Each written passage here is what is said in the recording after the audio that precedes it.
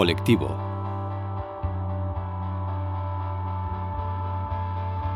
Kotizatzen ari diren mutualista aktiboen kolektiboan, horien artean aurrez erretiratuen kolektiboa ere egonik, 2014aren amaieran, 28.402 pertsona zeuden. 135 kooperatibatan banatuta. Hau da, 784 pertsonako murrizketa garbia egonda 2013ko itxierarekiko.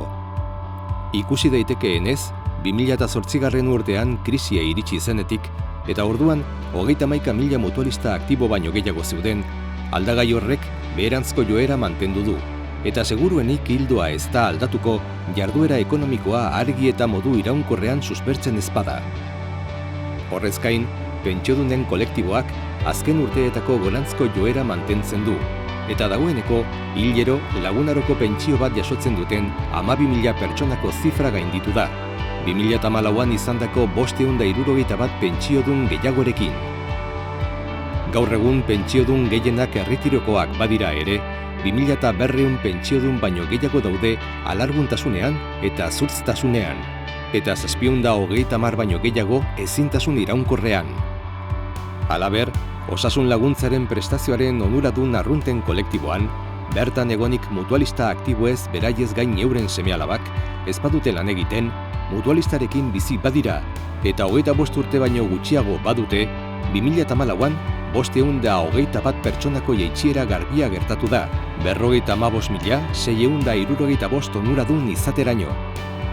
Zehazki, kolektibo horren barruan ikusten da, estaldura sanitariorako eskubidea duten mutualisten kolektiboa 767 pertsonarekin murriztu dela, mutualista aktiboen kolektiboak izandako murrizketarekin bat eginda. Aitzitik, prestazio horretarako eskubidea duten seme-alaben kopurua 256 pertsonarekin handitu da 2014an. Seme-alaba berriak jaso direlako eta kolektibo horretatik irteten diren seme-alaben fluxua oso urria delako azken urteotan. Gaur egungo krisi ekonomikoaren ondorioz, lanean hasteko adina atzeratzen ari baita. Osasun laguntzaren prestaziorako eskubidea duen beste kolektiboari dagokionez, hau da, onuradun bereziak esaten diegunen kolektiboari dagokionez, 2014an zehar historikoki mantendu duten gorantzko joeran jarraitu dute, eta urtearen itxieran 14.353 ziren. Zehazki, 2014an izandako hazkunde garbia 359 pertsonakoa izan da. Multzoa osatzen duten bi kolektiboen artean zehazten baditugu, hau da, 60 urtetik gorakoen eta 60 urtetik beherakoen artean banatzen baditugu, bilakaerak kontrako norabidea duela ikusiko dugu. Hau da, 60 urtetik beherako kolektiboak 2014an 81 pertsonako jaitsiera txikia izan du, eta 60 urtetik gorakoen kolektiboak berriz 440 pertsonarekin handitu da. Cuotas y prestaciones. Kolektiboen eremua alde batera utzita, ondoren kuoten eta prestazioen eremuak aztertuko ditugu. 2014an kuoten bidez jaso den zenbatekoa 5,21 hazi da 2013an erregistratu zenarekiko. Atalka ikusita, banaketako prestazioak finantzatzeko 26% baino gehiagoko hazkundea egon dela nabarmentzen da.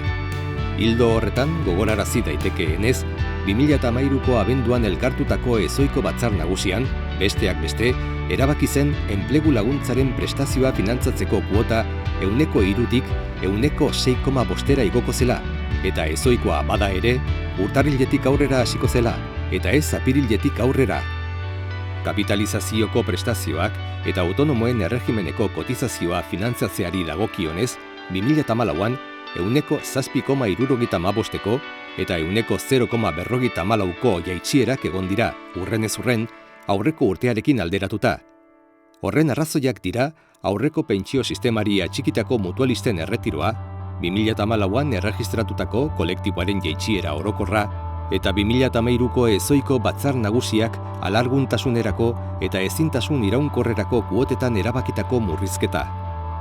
Prestazioen arloari helduta, nabarmentzen da 2014 urtean barneratutako gastua 8,8% hazi dela aurreko urtearekin alderatuta. Edonola ere, hazkunde global horren igoera banaketako prestazioetan egon den 17,70ko hazkundeak baldintzatu du. eta horien artean, enplegu laguntzaren prestazioaren gastua da esanguratsua. Aurreko urteetako erregistroak erruz gainditzen baititu, aurrerago ikusiko dugun bezala. Aldi berean, kapitalizazioko prestazioen gastuan, hau da, pentsioetan, 152 milioiko euroko zifra gainditu da, aurreko urtearekin alderatuta hazi egin delarik, eta hori bat dator, pentsiodunen kolektiboaren bilakaerarekin, ikusi dugunez, kolektiboak hazten jarraitu baitu. Asistentzia sanitaria. Baliabide gehien behar duten banaketako prestazioen xehetasunean sartuta, osasun laguntzatik hasita, lehenik eta behin komeni da nabarmentzea 2014an izandako gastua, 13 milioi euro inguru, aurreko urtekoa baino pixka bat txikiagoa izan dela. Halaber, onuraduneko eta hileko aurreikusitako gastuaren datua, bera izanik hobariak eta zigorra kalkulatzeko erabiltzen den adierazlea, 19,19 euroan kokatu da. 2013an erregistratutako zifraren azpitik eta 2014rako aurreikusitako 20,45 euroen azpitik. Hobarien eta zigorren sistemari dagokionez, saldo garbia guztira 363.000 eurokoa izan da. Prestazio honen gestio plana lantzeko orduan, 2015erako onuradun bakoitzeko eta hileko aurreikusitako gastua 2014an jarritako maila berean kokatu da, hau da, 20,45 euroan. Ildo horretan, aipatu daiteke 2015era begira, tentsioak espero direla hornitzaile sanitarioekin egin beharreko hitzarmenetan. Izan ere, alde batetik, 2015ean bez sanitarioa esaten zaiona igo da. Joan den urtarrilaren batetik aurrera, 10%tik 21%era igarota. Eta beste aldetik, hainbat probintziatan hornitzaile sanitarioen enpresa kontzentratzen ari dira, esaterako Gipuzkoan. Daitekeena da, horren guztiaren ondorioz, 2015eko gastuaren maila 2014koa baino handiagoa izatea, eta hori delata, onuradun eta hileko kontsumigarriaren helburua 20,45 euroan mantendu da.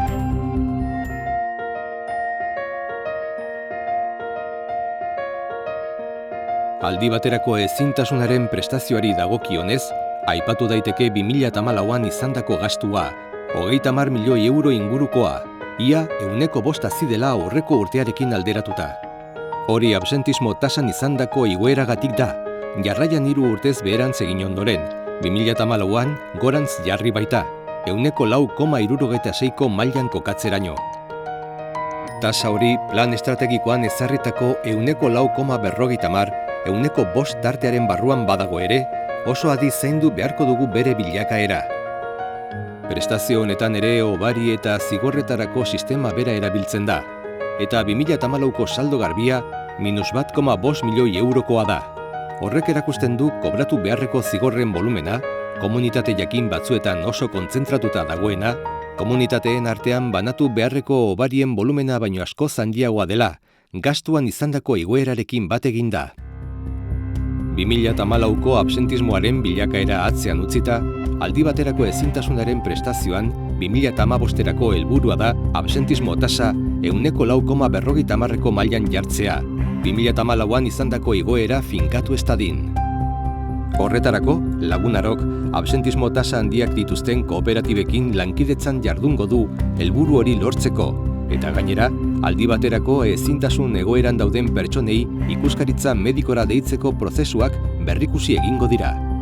Absentismo tasaren helburu hori lortzeak eta 2014rako bezala planteatzen den 6,2ko kuota lortzeak aukera emango du urteko gastuak eta sarrerak konpentsatzeko. Prestazioa erregistratzen duen fondora jo beharrik gabe. Aitzitik, absentismo tasa zuzenduko ez balitz, saldoa murriztu egingo litzateke, eta orduan kuotaren gorantzko berrikuspena aztertu beharko litzateke.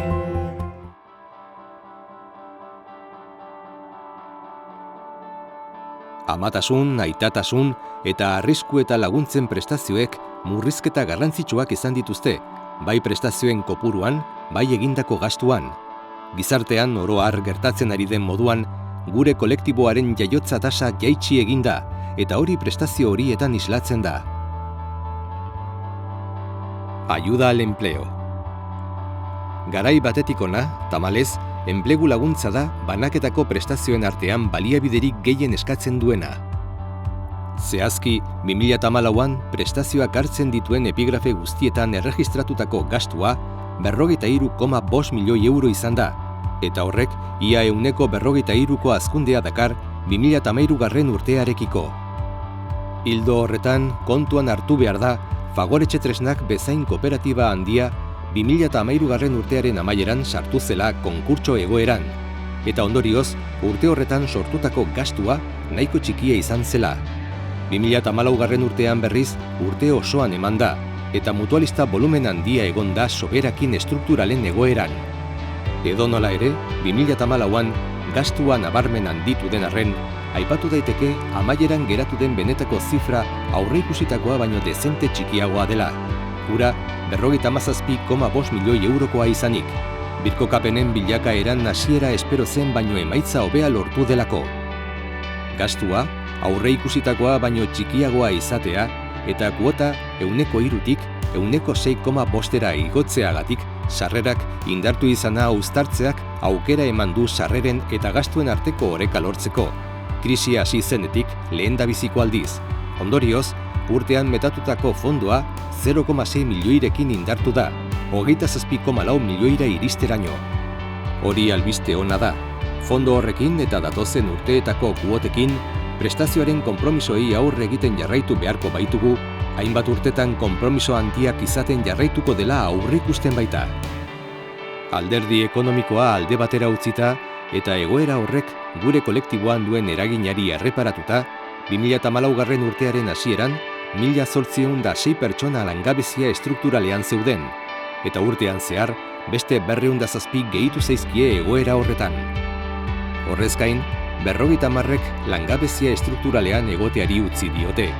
Euren kooperatibak jarduera berreskuratu duelako, eta gainera 2014an 667 irtenbide gauzatu dira, honela banatuta. 115 behin betiko birkokapenak izan dira, 309 aurretiko erretiroak. 2 kalte ordaina eman zaie, eta beste 251 soluzio daude beste batzuen atalean.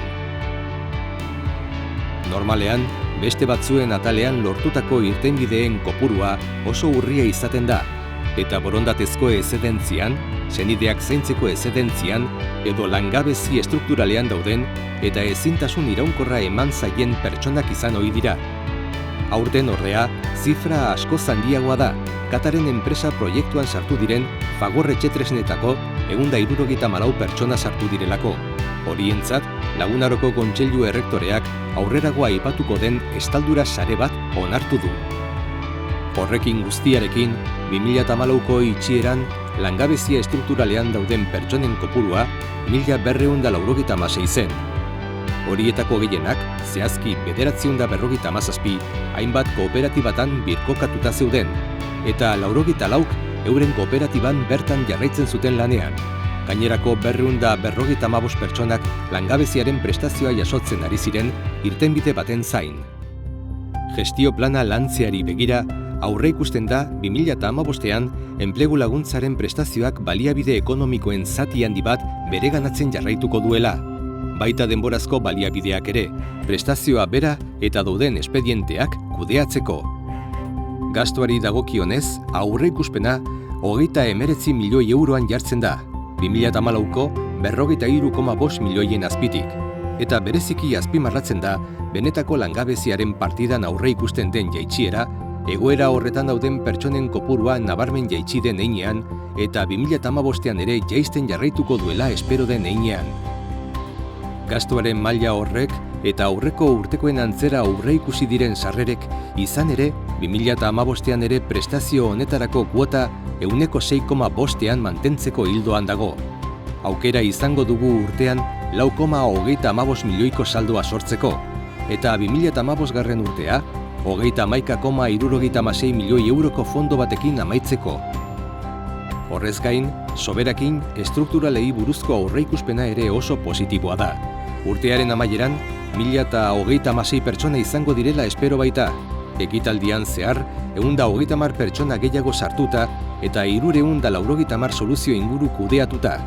Soluzioen artean aurreikusitako 175 behin betiko birkokapen eta 150 aurre erretiro nabarmentzen dira.